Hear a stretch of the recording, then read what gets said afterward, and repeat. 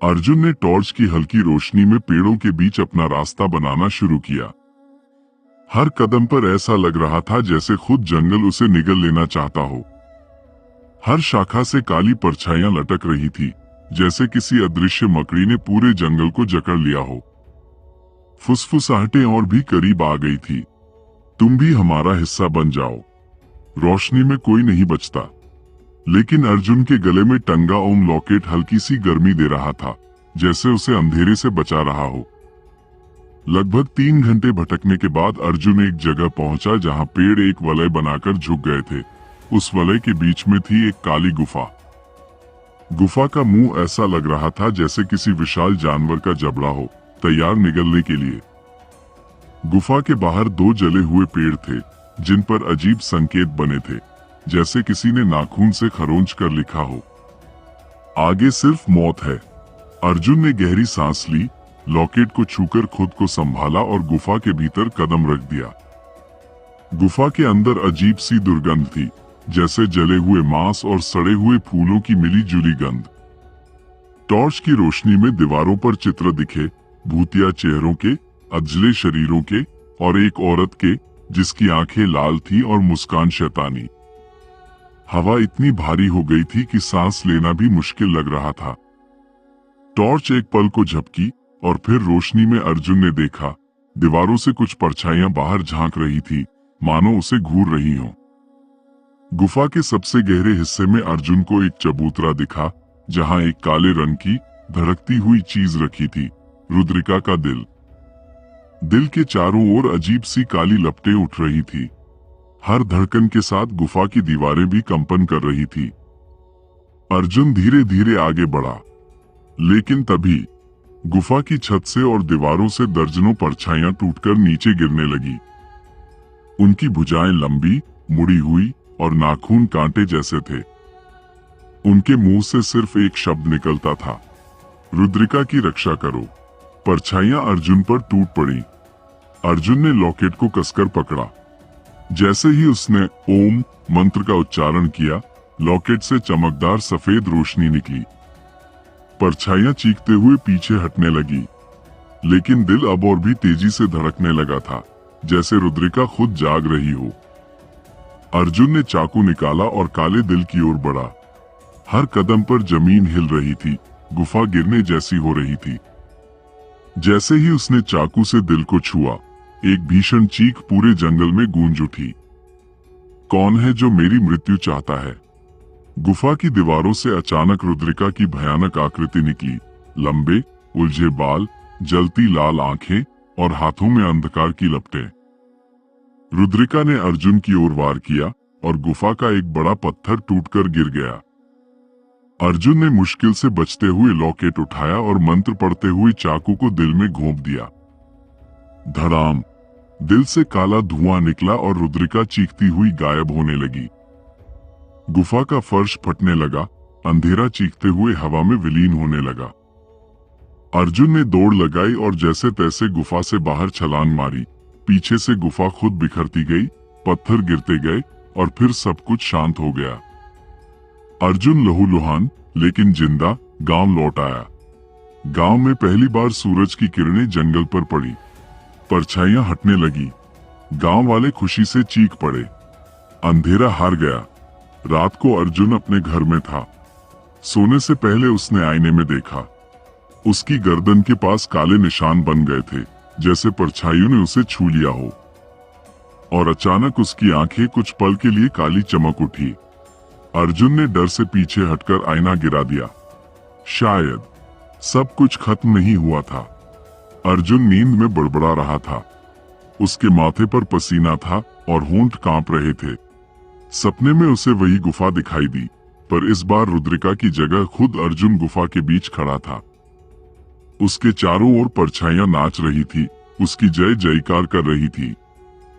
नया रक्षक, नया राजा। अर्जुन चीखते हुए उठ बैठा। उसके कमरे में अजीब ठंडक थी, जैसे कोई अदृश्य चीज उसकी आत्मा में समा रही हो। अर्जुन ने ध्यान नहीं दिया, लेकिन अब गांव वाले उससे कतराने लगे थे। बच्चे उसे देखकर डरकर भाग जाते। जानवर भौंकने लगते। फूल मुरझा जाते जहां से वो गुजरता। एक दिन अर्जुन अपने खेत में काम कर रहा था तो अचानक उसकी परछाई अलग होकर हिलने लगी, जैसे खुद की एक अलग जान हो। अर्जुन हक्का बक्का देखता रह गया। दादू नानक, जो पहले दिन उसे कहानी सुना रहे थे, अब गंभीर होकर अर्जुन के पास आए। उन्होंने धीमी आवाज में कहा, रुद्रिका मरी नहीं, उसने अपना अंश तुम्हारे भीतर बो दिया है। अब या तो तुम खुद को बचा सकते हो या पूरा गांव तुम्हारे हाथों तबाह होगा। अर्जुन अवाक रह गया। वो सोच रहा था उसने अंधकार से लड़ाई जीती थी, लेकिन सच्चाई और भी भयानक थी। रात को अर्जुन खुद से जूझ रहा था। आईने में देखता तो खुद को विकृत रूप में पाता, आंखें काली, चेहरा डरावना, आवाज भारी। आईने में एक धीमी फुसफुसाहट गूंजती, तुम अब मेरे हो, मुक्ति सिर्फ मृत्यु से मिलेगी। अर्जुन खुद को पकड़कर जमीन पर गिर पड़ा। लॉकेट अब भी उसके गले में था, पर उसकी चमक मध्यम होती जा रही थी। एक रात अचानक गांव में तेज आंधी चली। पेड़ उखड़ने लगे, घरों की छतें उड़ने लगी, बिजली चमकी और उसके साथ दिखी अर्जुन की परछाई, जो अब इंसानी नहीं रही थी। गांव वाले चिल्लाते हुए मंदिर की तरफ भागे। बाबा वशिष्ठ ने घोषणा की, श्राप फिर से जाग गया है, हमें अर्जुन को रोकना ही होगा, चाहे जैसे भी। अर्जुन को समझ आ गया था, अगर वो गांव में रहेगा तो सब नष्ट हो जाएगा। उसने अकेले जंगल की ओर लौटने का फैसला किया, जहां उसका आखिरी युद्ध तय था। जाते जाते उसने दादू नानक से कहा, अगर मैं वापस ना लौटूं तो मेरी आत्मा को बांधना मत, उसे मुक्त कर देना। अर्जुन अंधेरे जंगल में घुस गया, पर इस बार जंगल उसका दुश्मन नहीं था। जंगल अब उसका स्वागत कर रहा था, जैसे किसी पुराने मालिक के लौटने पर किया जाता है।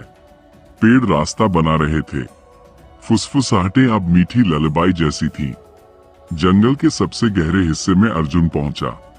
वहां हजारों परछाइयां इकट्ठी थी, उनकी आंखें खाली लेकिन अर्जुन पर टिकी हुई थी। बीच में एक बड़ा पत्थर था जिस पर एक ताज रखा था, काले पत्थरों से जड़ा हुआ। परछाइयों ने सिर झुका लिया। रुद्रिका की आवाज गूंजी, स्वागत है मेरे उत्तराधिकारी। अर्जुन के सामने एक आखिरी विकल्प था, या तो वो ताज पहन ले और हमेशा के लिए अंधकार का राजा बन जाए, या फिर अपनी आत्मा का बलिदान देकर सब कुछ खत्म कर दे। अर्जुन ने लॉकेट हाथ में लिया। उसकी चमक अब बस एक छोटी चिंगारी थी। उसने एक पल को सोचा, नेहा, राहुल, गांव, सबकी यादें आंखों के सामने घूम गई।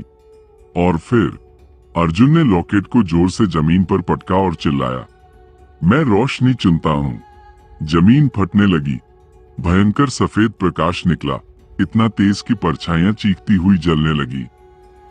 रुद्रिका की चीखें गूंज उठी, तुमने गलती की, तुम खुद को नहीं बचा पाएंगे। अर्जुन के शरीर से प्रकाश फूटा और जंगल को चीरता हुआ फैल गया। सुबह की पहली किरणें जंगल पर पड़ी, पेड़ फिर से हरे हो गए, हवा फिर से मीठी हो गई, पर अर्जुन कहीं नहीं था। केवल एक छोटा सा लॉकेट मिट्टी में पड़ा था और उसके ऊपर एक पंछी चहक रहा था।